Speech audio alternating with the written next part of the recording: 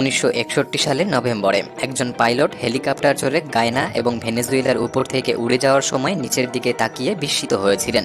সেই দিন তিনি আবিষ্কার করেছিলেন এই অঞ্চলটি, যে অঞ্চলটি সম্পর্কে এর আগে কেউ কোনোদিন পরিচিত ছিল না। জায়গাটি 25 মিটার উঁচু, ঘন গাছপালা বেষ্টিত বন দ্বারা আবৃত ছিল। এই পৃথিবী তার সৌন্দর্য এবং রহস্যে অসীম। কখনো কখনো আমাদের মনে হয় এই পৃথিবীর প্রতিটি কোণ আবিষ্কৃত এবং অধ্যয়ন করা হয়েছে, কিন্তু আমাদের এমন ভাবাটা ঠিক নয়। এই পৃথিবীর অনেক স্থান সম্পর্কে এখনও বিজ্ঞানের ধরাছোঁয়ার বাইরে। তাই আজকের ভিডিওতে আমি আপনাকে পৃথিবীর সবচেয়ে দুর্গম, অনাবিষ্কৃত অঞ্চলগুলির সাথে পরিচয় করাতে চলেছি, যেখান থেকে ফেরার কোনো পথ নেই।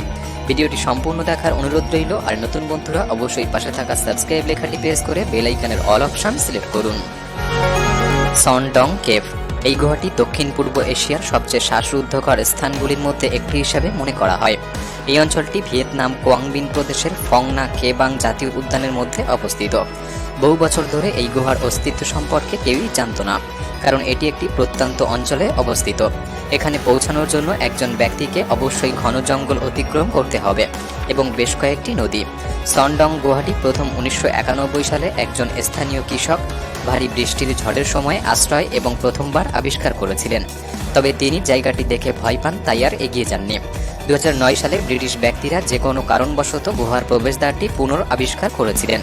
যখন বিজ্ঞানীরা ভেতরে প্রবেশ করলেন, তারা সনডং-এর আকার এবং সৌন্দর্য দেখে রীতিমতো অবাক হয়ে যান। তখন থেকে এই গুহা নিয়ে গবেষণা শুরু হয়। এর গভীরতা প্রায় 150 মিটার এবং এর দৈর্ঘ্য প্রায় 9000 মিটার।